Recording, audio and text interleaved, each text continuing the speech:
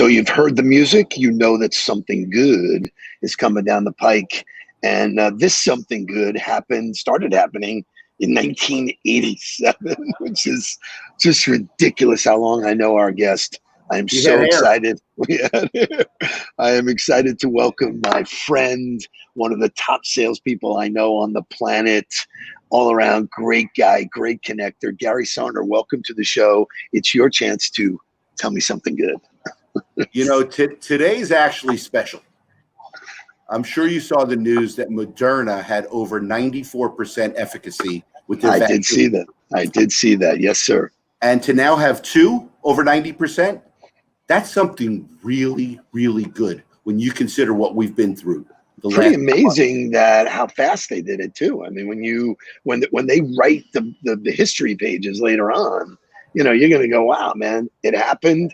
And in less than a year, they came up with a vaccine that worked 95%. Pretty spectacular. Speaking of spectacular, so we know each other forever. You know, the show is, you know, I had asked you to be on the studio show, which I'm glad we didn't. I'm glad we got to do it. I'm glad we got to do it this way. But, you know, the world's upside down for some salespeople. You're a winner, a survivor. For the sake of my audience, why don't you give them the Gary Sarner history? Who are you? What are you currently doing? And then we'll get into some good conversation. So I moved down to South Florida in 1986, shortly before we met. Was working in the family business, Captain Video, for any of those old timers that remember the local audio video chain. And my grandfather had to have his car phone, his Alpine car phone, in his car fixed. And we went over to ABC Cellular, and I meet you. Boom. And you took care of him. He gave you $100. I don't know. There were no cash registers back then. Bang, right in the pocket. Right in the pocket.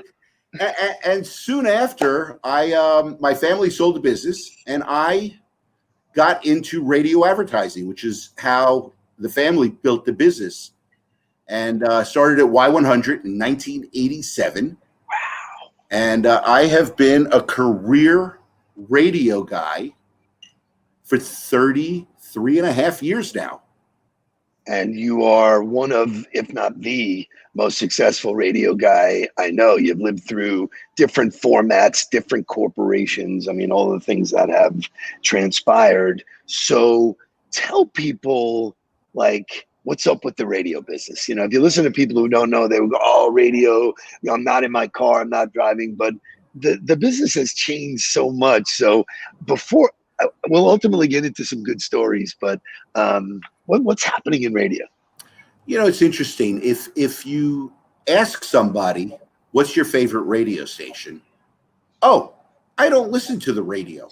I listen to Sirius XM, or I listen to my Google Play or my Nest or this, that, the other. Well, what's interesting is if you say to them, okay, so you don't listen to Power 96 or WQAM, home of the Dolphins? Oh, yeah, of course I do. Well, you might not listen in the traditional way today that you used to 10, 15, 20 years ago. I'm assuming the audience of this show is probably over 30. Without a doubt. So, you know, this is a thing that we carry around with us wherever we go. And on this phone, you have the ability to listen to Spotify, which is basically your CD player now. Or you could go to something called radio.com, which is owned by Entercom. It's all of our stations, as well as all of the podcasts that we own that are broadcast right there. So people get to listen to radio the way they want, not the traditional way of boom in the car. Because right now, in the last 8 months, people aren't driving the way they used to. But you remember working with Joe Rose? Of course. I mean, that was, it made me famous. But to listen to Joe Rose today is no different than it was 20, 25 years ago, 10 years ago. The difference is you have the ability to take it with you wherever you want to go, put your wired in, your wireless in, and listen. And oh, by the way, the best part of what our app does, you could rewind and go back and listen again if you miss something. In sports radio, that's kind of cool. Back in the Oh, I day, love that. Yeah, that's real. I didn't even know you could do that. back in the day when we were working together at WQAM. Wow, that seems like a million years ago. But If you missed something, you could call in and ask a question. Today, you don't hear a lot of callers on shows. You have multiple personalities talking to one another. So you don't have Crazy Joe calling in every other day anymore. But Crazy Joe was fun to listen to. oh, without a doubt, that was as entertaining as sometimes the guest or the topic. Especially I remember, when hockey came to Florida, the people who didn't know hockey that were calling in. There's some crazies that were fun. So this is embarrassing, but I'm going to tell the story anyway. Okay, You remember John Boog Shambi? of course. He's like the number 2 baseball guy on ESPN. Yeah. So 1997, Panthers are playing the Pittsburgh Penguins in the Eastern Conference Finals. I was actually there. I was there as well. I went up with like several people. So the funny thing, it's Game 7 in Pittsburgh. Boog says to me, hey, when you get to Pittsburgh, call me. I want to put you on the air. Now, I had never been on the radio. Obviously, I'm a manager at the station at the time. I understand it, but I call in on the hotline, and I'm sitting in the hotel, in the Sheraton Hotel, overlooking the Allegheny River in Pittsburgh. So fantastic. That whole little area is fantastic. Amazing. 6 hours before the game, he puts me on the air. So, Gary, what do you see?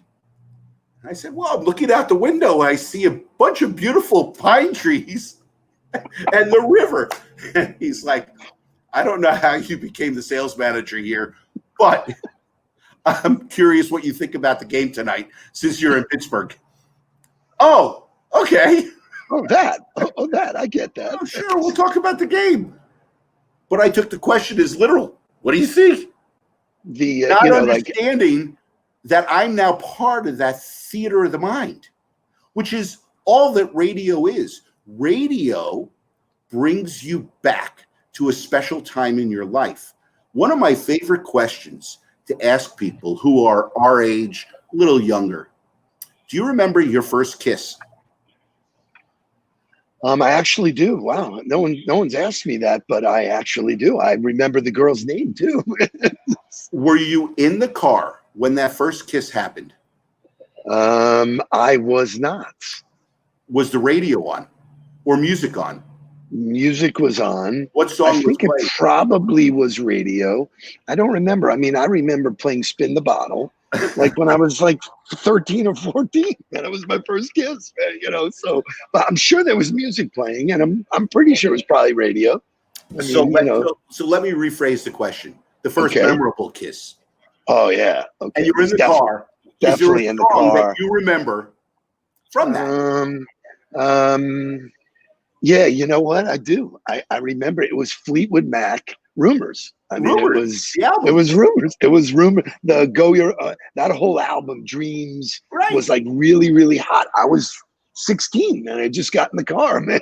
So if you turn on 102.7 The Beach and you were to hear Go Your Own Way by Fleetwood Mac, would it bring you back to just remembering that young lady in your car? Not that it matters in your life, but life is built of memories and moments. And there are moments in our lives that are marked by music. And you could go through the last 30 years of your life, and there are artists and there are songs that are marked in your head that when they come on the radio, they bring back magic. It doesn't change what's happening today. It just it's interesting. It's interesting that you bring that up because I write about it in my book. Because one of the chapters is listen to the music, and everybody has a favorite song, and what that song does is bring back memories. You're absolutely 1,000% right. I will not go make a presentation in front of a group, or when I was traveling and doing it on stage. I would never do that without listening to music, because it brought me to a place that was up, like I love the Doobie Brothers. I love all of that kind of stuff because it makes me feel good. It's funny. That's one band I never liked, and I got 13 albums of the Doobie Brothers for my bar mitzvah. I love the Doobie Brothers. So I want to shift gears for a second, because one of the things that radio taught me back in the day when we were growing ABC was, and you were probably the one that taught it to me, was reach and frequency. Reach and frequency. None of that's changed. Whatever medium you're using now, radio is still a very effective way to spend your money to get reach and frequency. So very different than some of the other things where it's very expensive one time and it doesn't work. Well, you've got the top of the funnel, the bottom of the funnel. And if you were to ask somebody back when we were working together at the radio station, how did you find out about ABC Cellular? People would say, oh, I heard it with Joe Rose. Oh, I heard it over here. Oh, I heard it over there. If you were to ask that same person today who heard the radio commercial and then went into the store, how did you find out about XYZ company? They would say the internet. Google. The internet. Google, right. Google. So without radio or TV or OTT or any of the traditional digital advertising today, everybody remembers Google, because what do you do when you hear or see something that you like? You Google it. You don't internet it. You Google it. Right. It's so funny. You cut your arm. What do you put on it? Right. I don't know. Google. What do I put on it? Right? What do you put on your arm if you cut yourself? I don't know. An ace bandage or a Band-Aid. Band-Aid. A Band-Aid is a brand. Yes. It's actually a bandage. Google. You put a bandage. Right. Google is a brand. You don't internet it. You Google it. It's so funny. So funny that you bring that up, because I can remember even in the day when we were all over the place advertising. We were on a lot of radio stations. We did billboards. We did some TV. People would come in and we'd ask them at the front, where did you hear about us? And they would say Yellow Pages. And we weren't even in the Yellow Pages. So I don't think people really know. I think they sort of listen or follow stuff that they don't really know. For me, one of the power of radio being broadcast through the internet is I can actually zone in on different markets. So I'm a Jet fan. I can listen to New York radio, which I could never have done before. And so there's so many advantages and different. What are you living in, like a war zone or something? Well, now that's interesting. On radio.com, www.radio.com, download the app onto your Apple phone or your Android. But let's say you're a Jet fan and you want to listen to Boomer in the morning on WFAN. Here's the beauty. If you live in South Florida and you turn on WFAN on radio.com, all the advertising that you're going to hear in South Florida is South Florida ads. You're not going to hear New York ads. I'm so glad that you went there. So that could have never happened before, is that these are served up to the listener by geography, which is spectacular. So location-based targeting. Right.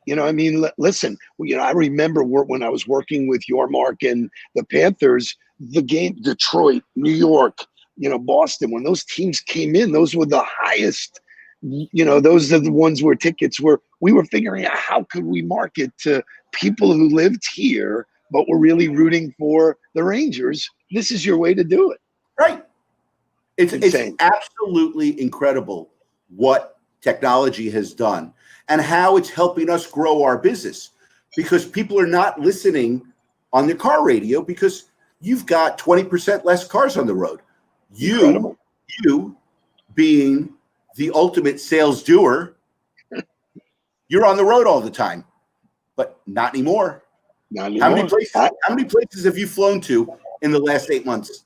I have not been on a plane since March 13th.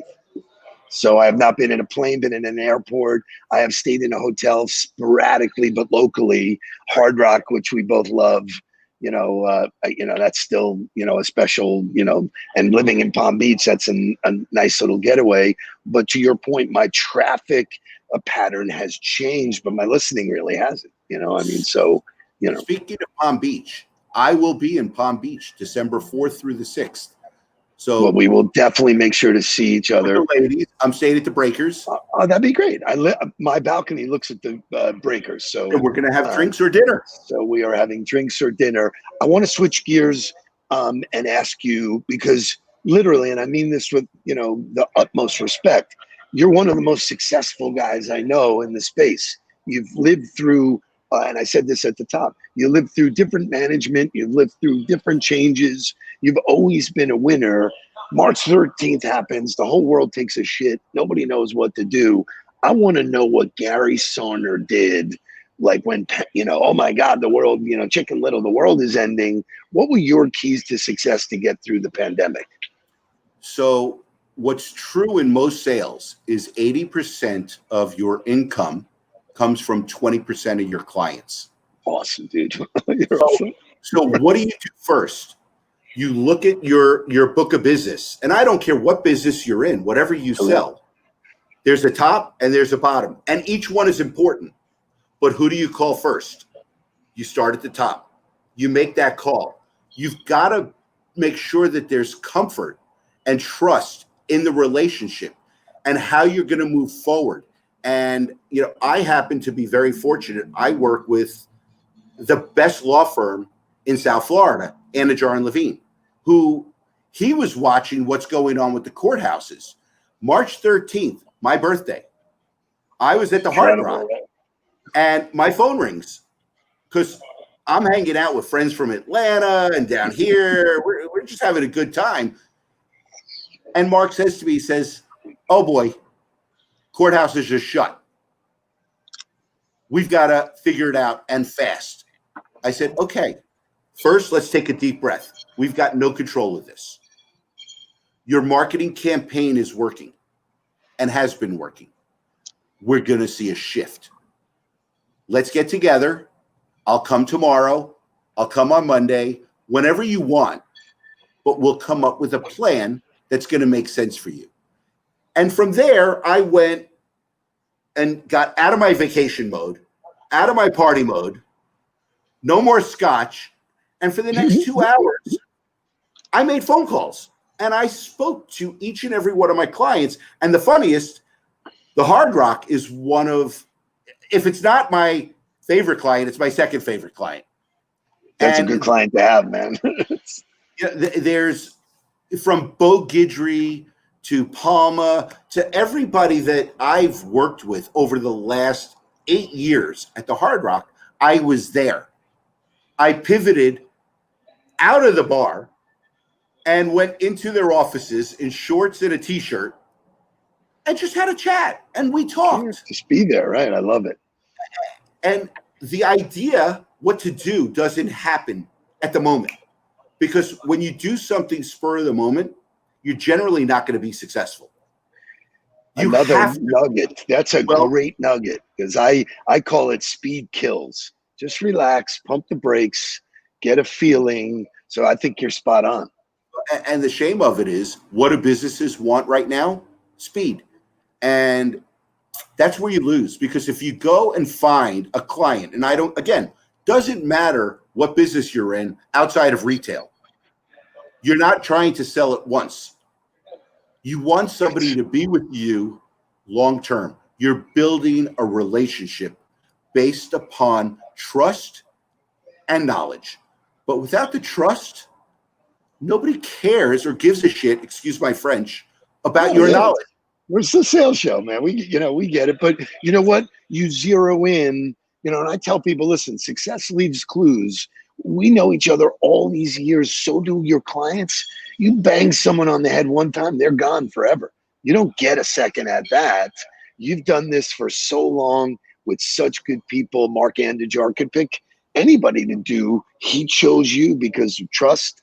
And one of the other things is he likes you.